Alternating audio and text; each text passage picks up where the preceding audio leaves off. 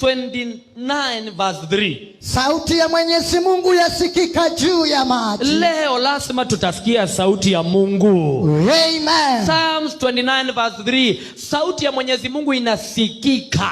Aha. Leo tunataka kusikia sauti ya Mwenyezi Mungu. Amen. Nasema leo tunataka kusikia sauti ya Mwenyezi Mungu. Aha. Sauti ya Mwenyezi Mungu itasikika. Amen. Wangapi wako tayari kusikia sauti ya Mwenyezi Mungu? Mimi hapa. Sema leo. Leo. Niko tayari. Niko tayari. Kusikia sauti ya Mwenyezi Mungu. Sauti ya Mwenyezi Mungu. Sema I receive that. I receive that. In the name of Jesus. In the name of Jesus. Endelea.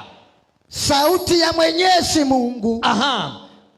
Ina nguvu. Sauti ya Mwenyezi Mungu inapowachiliwa ndani ya maisha ya mtu iko na nguvu zake. Sauti ya ndio nilisema jana, prophecy is more than prayer. Aha. Sauti ya Mwenyezi Mungu inapoachiliwa ndani ya maisha ya mtu ina nguvu zake za kumfanikisha. Aha. Na kuna watu wanaitwa manabii. Aha. Na wale watu wanaitwa manabii ndio wenye kubeba sauti ya Mungu. Aha. Manabii wanaongeaga kwa niaba ya Mungu. Aha. Manabii ndio midomo ya Mungu. Aha. I wish I can talk to somebody here. Talk to me. Sauti ya Mwenyezi Mungu ina nguvu zake. Aha. Hallelujah. Amen. Neno likiachiliwa kwako iko na uwezo wa kukusanya chochote kinatakikana. Aha. Neno likiachiliwa kwako ina uwezo wa kufungua milango yenyewe. Amen. Neno likiachiliwa kwako ina uwezo wa kufungua baraka. Amen. Nimetumwa na Bwana aliye hai. Aha. Nitangaza ya kwamba 2022